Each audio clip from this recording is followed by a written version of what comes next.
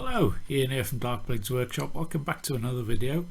This is a reveal of a diorama and it's called The Fall of the Empire, and we'll also do a little how-to on the raindrops and the ripples and the puddles there. So, hope you enjoy it. Cheers.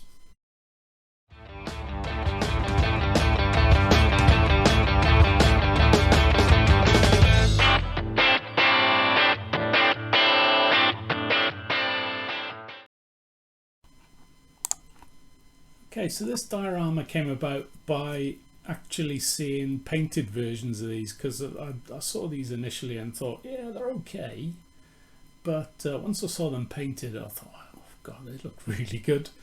And then after that I saw Brian Mattis's work on Instagram. He's an art designer for the Mandalorian series. They were going to use these, but then they decided to go with regular stormtroopers in the series.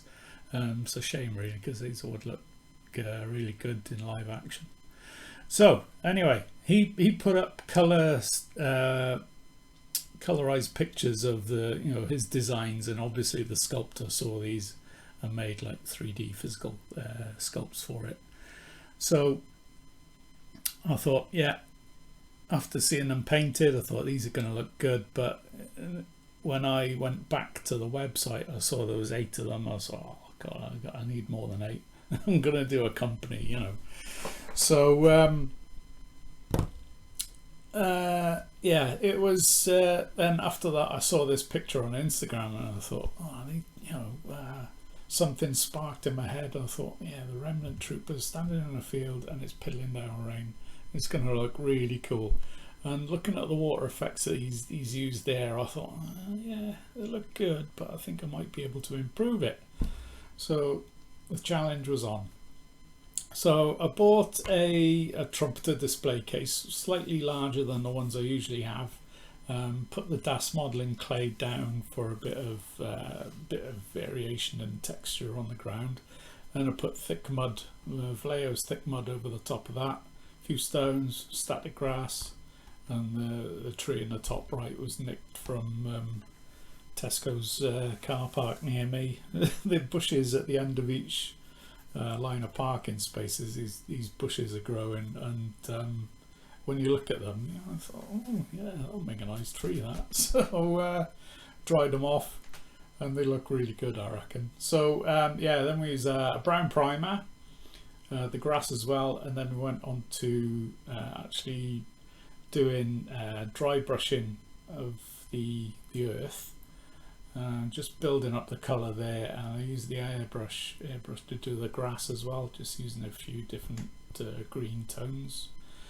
And yeah, the browns I think I used were maybe like a beige brown, I think, working up through lighter colours, but it did work out quite well actually. And I say a lot of time was spent on doing the actual remnant troopers as well, so you can see a few of them painted at various stages, and they were really good fun. A lot of weathering on them as well, but we'll come on to them a little bit later on when we start talking about the sculpts that we used. So this is the artwork that Brian Mattis posted on Instagram. He did 5. And I just loved the grubby look, the ragtag company of men kind of look, real paramilitaries. And one thing I noticed on this guy, that he's got a scout trooper helmet. Now, as you can see on the sculpts from Skullforge, there's no scout trooper helmet, so I thought, right, that gives me scope to add in more than the 8, because I wanted more. So luckily on Cheetahbox is the slicer software for your printer, gives you the option to do mirror poses, and I thought, right, okay, they'll look as though they belong to the same group of men, but obviously they'll have a slightly different pose. So I thought, right, that, and the added bonus of the third one along on the top and the third one along on the bottom because of their position of the heads and stuff like that, I could take them off easily and put a scout trooper helmet on top. So this is the captain. As you can see, I've gone for quite a muddy look because obviously it's raining, they're running through puddles and stuff like that, so there's plenty of splashes on them using ammo splashes. Weapon straps as well, these rolled up tin foil. That was good fun to do because you look at the original artwork and all the bigger weapons have all got weapon straps on them, so I thought, oh yeah, I can add them to them. Water drips at the end of the barrels were good. I decided to keep the flyboy cleaner because, you know, he likes to look good, and as all flyboys do. Managed to get some transfers for his helmet as well.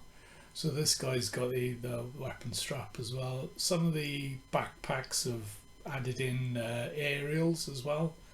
You can only just about see them in these pictures, but we'll take a closer look later on. I kept all the cloth a similar colour using blues and greys. So this is the original pose, and this is the mirror pose with the Scout Trooper helmet on it. Yeah, so blues and greys. I kept it all kind of, you know, a uniform kind of feel. This is the other one that I've swapped as well. Just see it now. So that's the only thing that's different is obviously the mirror pose and the Scout Trooper helmet on top. So yeah, great fun. That gave us 10, and then this guy here is actually a Frontier Trooper. So I took the helmet off this guy and put a Stormtrooper helmet on him to fit in as well, and an aerial in the back. And this kind of security droid we've seen before in the man down diorama. So that's our company done. So once the base was dry and all the figures were painted, it was just a matter of gluing them to the base with super glue. Tried to space them evenly so we could see each figure, and I wanted a few of them standing in the puddles as well, so I think the spacing works okay. The water effects I used for the puddles are actually from Citadel. It's an old one they used to make, but it was still okay to use. If you haven't got any of that lying about, any water effects will do, as long as it's quite liquid.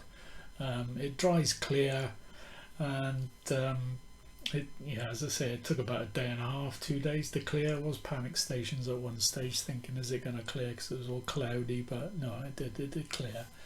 And then we did another coat on the top of that as well, so just to increase the size of the puddles and depth.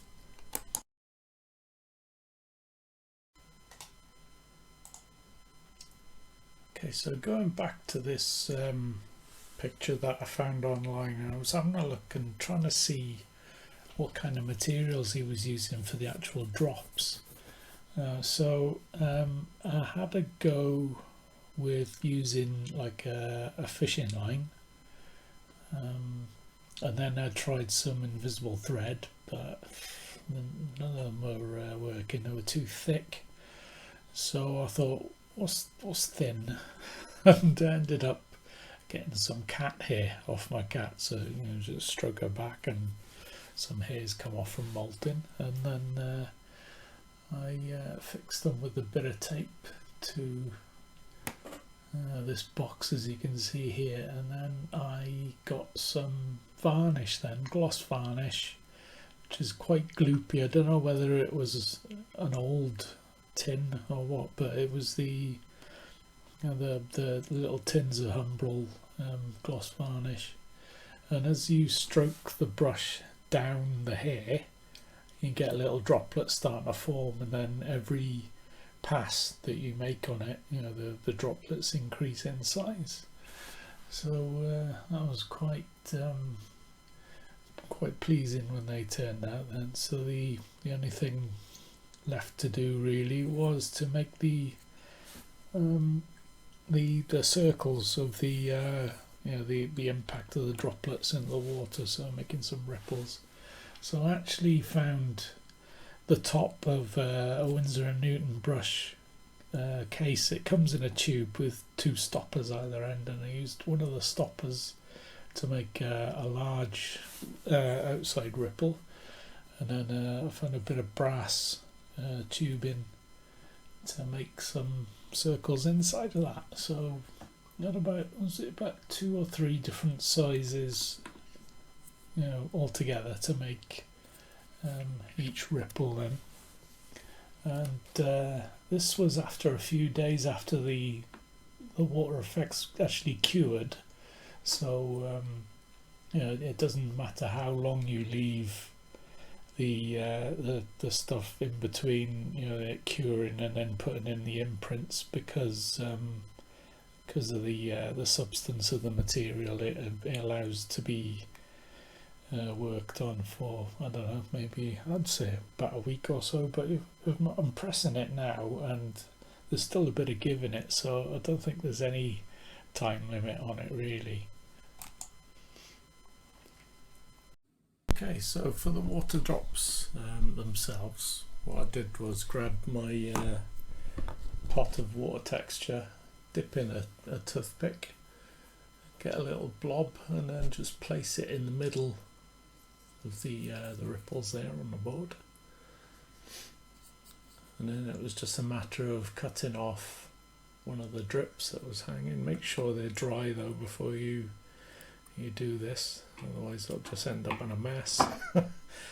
And then just dip it into your water texture to the side, and then just place it inside the water texture that's in the middle of the ripple. Make sure it's standing up properly and it dries clear.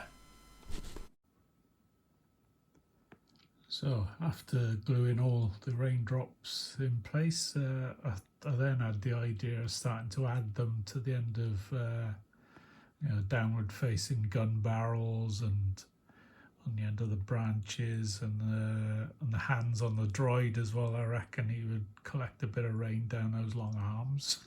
So yeah, had a bit of fun with that. Really enjoyable project. The thing with this lot of sculpts is that there's like an action pose version of these guys as well, so I'm planning to do another diorama with those ones. They're all in different firing positions and running, and I'll have to try and come up with something funky for them. So that'll be later on down the line, I think. So we'll get in a bit closer, and so you can have a closer look. Okay, apologies if it goes a bit wobbly. I'm going handheld now. So what else did I do? The longer strands of grass are just cut from an old 1/2-inch paintbrush, just to get some longer stems and that. The bush at the back is by Ammo. I think it was some kind of shrub anyway. I can't remember which one. But it was quite a nice look to them. So I ordered them, but when they turned up, they were even better than they looked on the website. So I'm really happy with them. Just a bit of something different in that corner, you know. Hopefully you can see the raindrops a bit better. I didn't get too anal about having all the drops, you know, in the same angle or anything. I thought, you know, it'd be random swirling wind and all that kind of malarkey. So I left it as is. Added another droid there at the front. Probably see the aerials. We'll do a view from the back in a minute. I'll spin the camera around, but really good fun.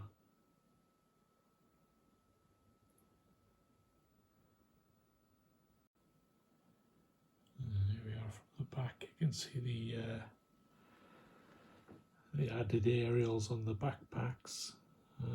I'm trying to find some STLs for backpacks, so if you've seen any similar to these, let me know, because I really like them. So I'm gonna either try and split the files and, you know, just print these backpacks, or just try and find some online if I can't get any that way. But really nice. I think they could all do with a backpack, really, give that more of a ragtag feel.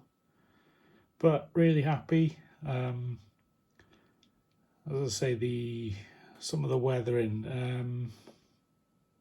I'll tell you what, we'll go back to a front view. So yeah, I was on about the weathering, wasn't I? It was a plain white armour, but then I used my favourite engine grime from Ammo. And, well, chipping fluid first, then the engine grime, removed it with thinners. And then we did a bit of splashes then with Ammo splashes in 2 different colours. It was wet mud and damp earth or something. Try to get a bit of variation, but you can't really tell the difference. But I'm glad I got some, you know, mud and dirt on them as well. And that was basically it for the weathering. I've just realised that the Droid hasn't got any weathering, so I'll have to sort that out. It's a good job he's not glued, so we can get that sorted. So there we have it. Yeah, Fall of the Empire. Oh, I've lost the light in there. There you go, that's a bit better. Fall of the Empire. Remnant Troopers by Skullforge, and Scout helmets are by Darkfire Designs, along with the little droid as well, I think. Brilliant fun. Can't wait to start the next one. I'm hoping to do a update on the Battle of Hoth diorama, and hopefully we'll do a What's on the Bench one soon as well, to show you some future projects. But I think that's it for this episode, so thanks for watching, hope you enjoyed it, and thanks for all your support, especially if you're a follower on Instagram as well. I've got a lot of good reactions over there as well, so thank you very much. And we'll see you all soon, hopefully, very soon, in the next episode. So cheers.